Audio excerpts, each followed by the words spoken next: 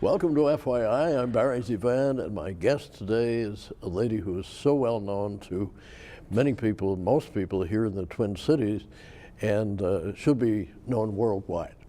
And now with YouTube, she will be. She's a great actress with whom I've had the pleasure to know for many, many years. Greta Grosch, welcome. Thank you so much. It's a pleasure to be here. Wonderful to have you. And there's so much about which to talk. Not only your theater experience, which is vast, but also the fact that you and I both belong to a union called Actors Equity Association. Mm-hmm. And it's one of the actual 4 unions to which performers belong. Mm-hmm. I'm in 2 others. I don't know how many others you're in, but anyway, you, excuse the voice here, you actually shepherd the union here in this market. First of all, why don't we talk about unions and then about your career? So the Actors Equity is the union for stage actors and stage managers, and it was started back in the 1900s, so it's well over 100 years old.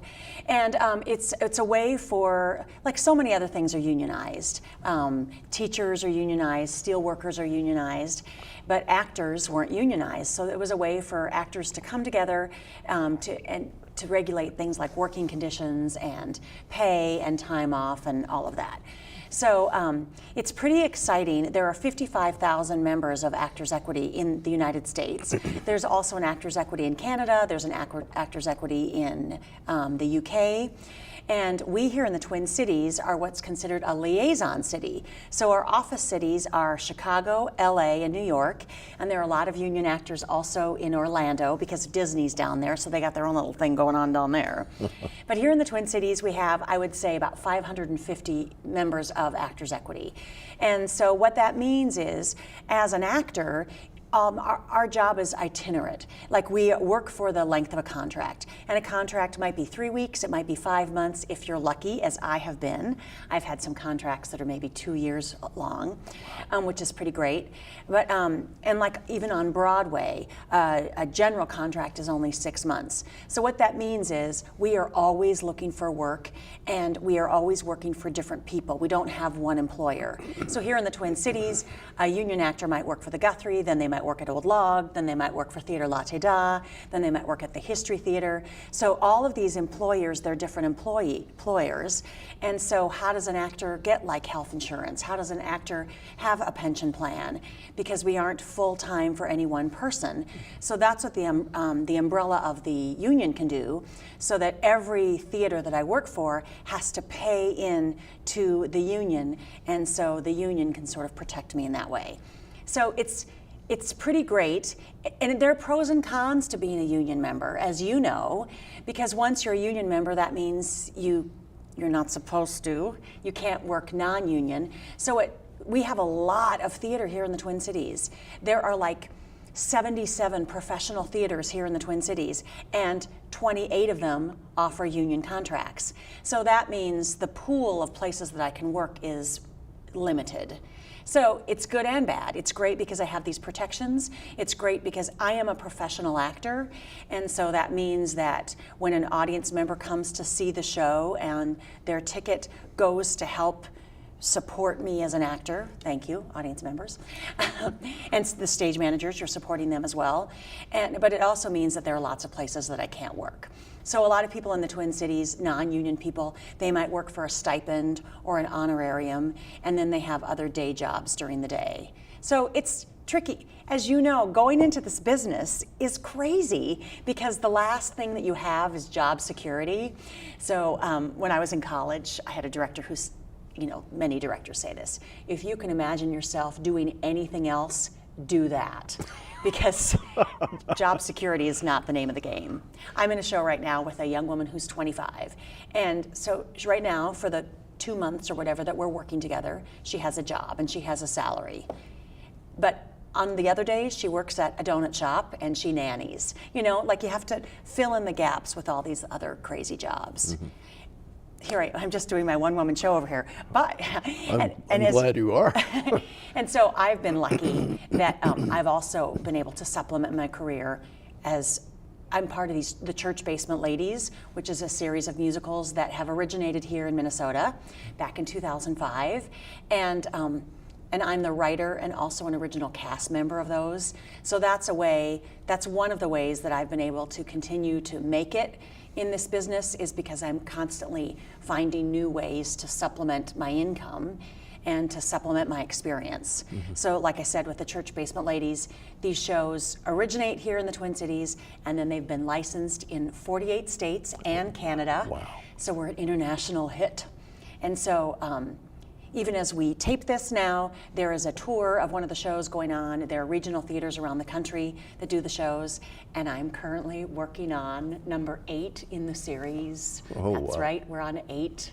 Oh my goodness. I know it is. Well, for those of you in the audience who have seen Church Basement Ladies, whatever iteration, number 1, 2, 3, 4, whatever, it's one of the greatest shows ever. And our friend Kurt Wallen, Kurt produced and directed it, didn't he? Yeah, that's right. Yeah. And he had gotten access to the material. It's all based on the lives of these 2 Minnesota women. They grew up, living this life, and so Kurt got access to them, their lives, as source material. So, like I said, that first Church Basement Ladies was back in 2005, and Kurt Wallen has been the director and the producer for all of them. Oh, it's wonderful. Yeah, it is. I call him my boss, but because it's fun to have somebody else who's, responsible if it doesn't go well. Oh, for sure. It'd be interesting to see how Minnesota resonates with other parts of the country and how it's accepted. Apparently, it's been very, very accepted. Yeah, like I said, the show has been done all around the country. The only place that hasn't really played well was in Nashville. I did a production of it in Nashville, Tennessee. And in the South, it's just a different way of thinking about life. It's just a different way of approaching. So they thought it was funny, but they didn't really get it. That's the only place that hasn't resonated. But in terms of, it's a group of people that come together, and sort of the values of, whether it's, we happen to be Lutheran, Minnesota rural Lutherans, but I did the show in upstate New York, and our audience was very Jewish, and they also loved it because they understand these strong personality types. They understand the hierarchy of a group of women, whether it's a book club or a church basement or, quilters. They understand the lunch ladies. They understand sort of that hierarchy. So the show has done, we haven't been to Alaska or Hawaii yet, so I'd like to get those on my resume. Absolutely. Alaska in the summertime, though. Yeah, sure. Yeah. Sure.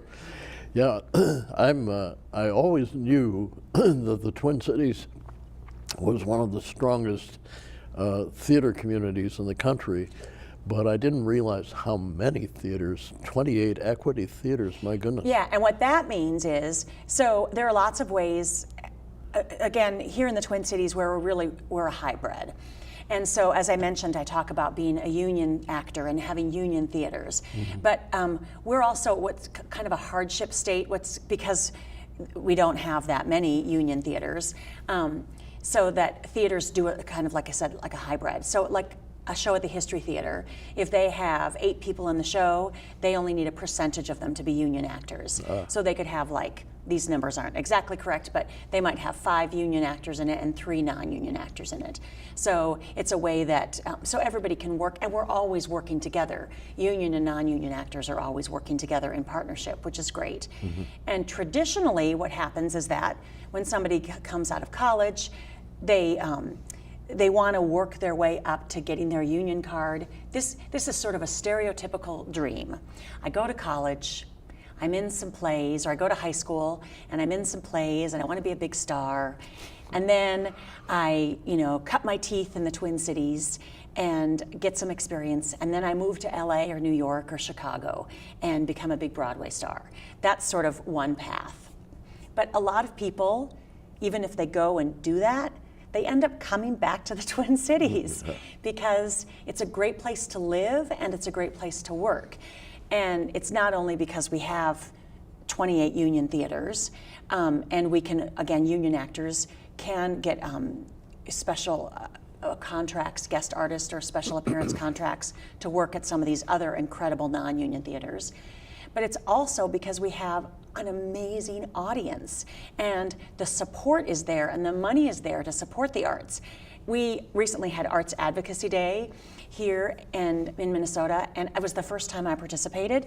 And I went to the Capitol, and over the course of that morning, every single one of our state representatives in the Senate and in the House were visited by members of the arts community in Minnesota. And they were like actors, dancers, painters, writers, composers. And we all went and met with them because Minnesota is the only state that has dedicated arts funding in our state constitution. Oh, wow. I know it. And this was something that was voted on about 10 years ago, and it was this 25-year referendum to support, it's through this arts and cultural legacy funding. Mm-hmm. I'm going to get maybe some of these details wrong, but 40% of that goes to the arts, but it's also money that goes to the libraries and so they can bring programming in. So, but it's dedicated funding that the people of Minnesota voted on and our representatives voted on. So again, that's one of the reasons that theater is so strong here in the Twin Cities, because our government and our corporations and our audience members appreciate it and want it. And they want it in Moorhead, and they want it in Detroit Lakes, and they want it in the Twin Cities. So they want it in International Falls. So it's pretty great. There's a great theater up in Grand Rapids, Minnesota, and they bring a lot of great programming. The Church Basement Ladies, we always go up there. So they bring a lot of great programming to their people so that the people don't always have to come to the arts. They want to bring the arts to the people. So Minnesota is a pretty great place to be if you're any sort of an artist. And again, we've talked about the Actors Union, whether you're in the union or not, whether you're somebody who has a dream, this is a great place to be able to make art because there's lots of funding available, and they want to share it. So which is how long have you been here now in Minnesota? 41 years. Yeah, so clearly you came here, did you come here for work? Yes, I came here. It was thanks to Bob Newhart. I was on television in Las Vegas, and Bob was a guest on one of my shows, and several times. And he said, "You belong in a much bigger market," because in those days, Las Vegas, and sometimes we insert some personal stuff here, but in those days, Las Vegas in 1970 was the 120th market. Now it's about the 24th market. But he said, "You belong in a much bigger market. So why don't you see if they need a personality weatherman somewhere?" And I answered an ad in Broadcasting Magazine, and it was KSTP. And that's how I got here. Yeah. Pardon the voice here, I don't know what's happening. Some demon has gotten into my voice, but anyway, go ahead. We should have started with vocal warm-ups. Yeah. Yeah, now I'm better. Okay, there we go. Yeah. Sorry. So anyway, that's how I got here. But during my checkered life, I got to know Jack Valenti, who was the former head of the Motion Picture Association, during my Washington, D.C. days. And I was at a little conference with Jack, and some sweet, naive would-be actress asked him. She said, "Is it wise for me to go into show business?" He said, "Well, if you like the words no, if you like rejection, yes, go for it quickly." And the sad part is that, and it's taken me a long time to know this, unless sometimes it is personal, mostly 90, well, you would know better than anybody, but 99% of the time when you're rejected for a part, it's not personal.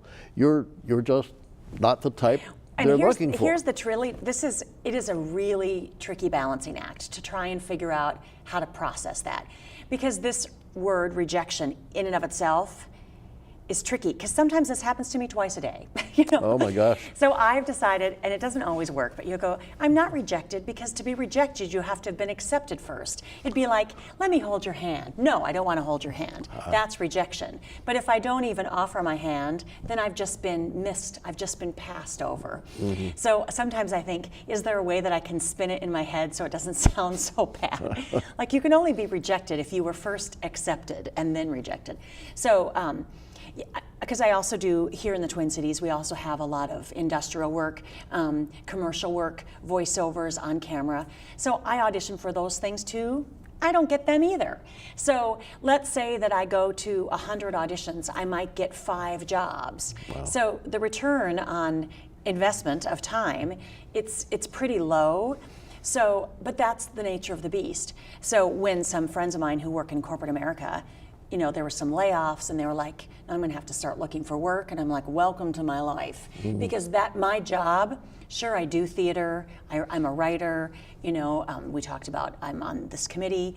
So all of that is great, but my job is looking for work. Wow. My job is looking for work and or creating work. That is what I do. Because as I mentioned way back at the beginning of this conversation, our lives, by their very nature, are sort of itinerant. Like we're always moving, we're always on the edge of being unemployed. And that's the nature of the beast. That's part of what you sign up. You get used to hearing the word no. And it does a number on you. And so there are days when I'm like, I don't have it in me. I can't do it today. Because it's hard not to take it personally, even though it isn't personal, it feels personal. And the other thing is, like in a community like the Twin Cities, we're friends with each other. So if I didn't get the job, somebody that I know and like did get the job. They deserve it. Their family's happy for them, but it doesn't mean I didn't want the job. Yeah. So it's.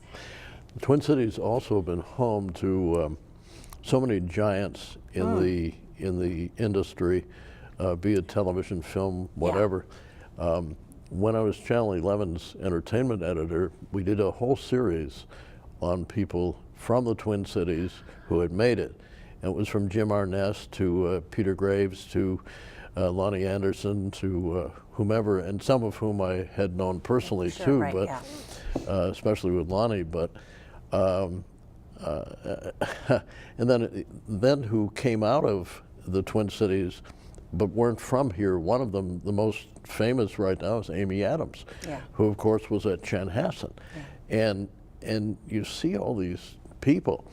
Years ago, when I was in Idaho Falls on television, I was told to go over to Sun Valley to film Art Linkletter and his family learning how to ski.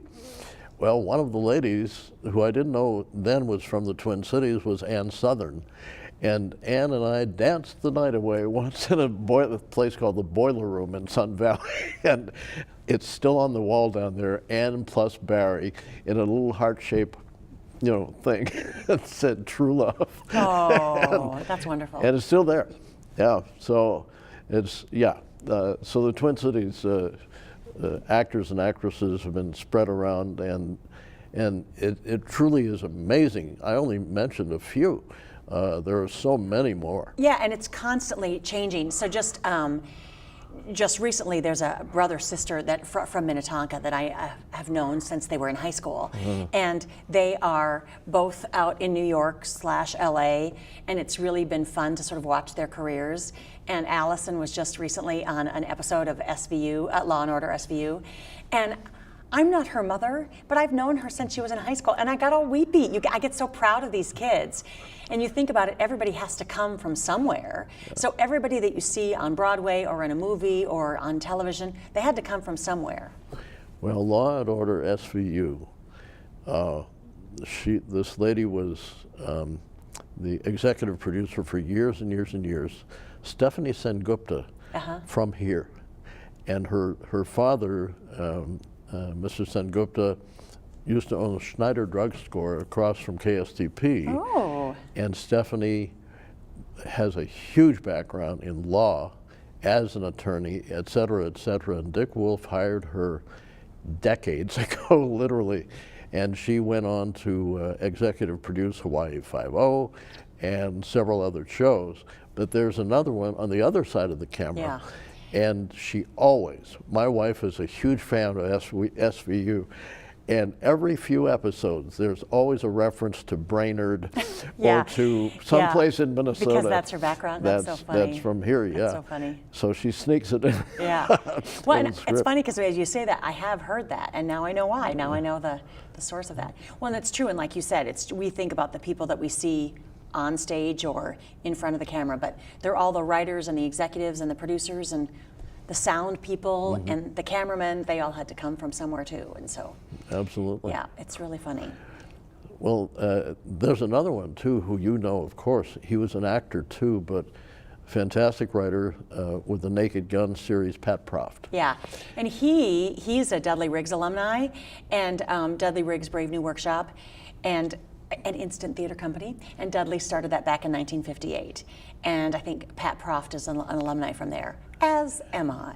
And Al Franken. And Al Franken, yeah. Yeah. Yeah. In fact, Al Franken and Tom Davis, they both years ago gave credit to Dudley Riggs for this all happening because they were on the original Saturday Night Live producing team. And more recently, I mean, the people that came out of Dudley Riggs. So recently, right now, Cedric Yarbrough, who is on Shameless, he's Speechless. He's from here, and so he's currently right now on it. Great, Melissa Peterman, who's in a lot of stuff. Yeah, and these are then people that people would see in your living rooms. And Tom Gibbous, who is a voiceover on some anime show, and Jim Lickscheidel, who is working all the time around town. So I mean, we have the people that came out of Dudley Riggs. I mean, we've just taken over as writers and performers and stuff. Wow. So it is that, because that was sketch comedy where it was such a great learning ground, not just for performing but comedy, but writing and working as a team and a lot of improv and stuff. Yeah. So it was a great place to cut your teeth for that. Well, in some ways, in my opinion, and it's just come into my little brain here, that it's kind of our version of Second City. Yeah.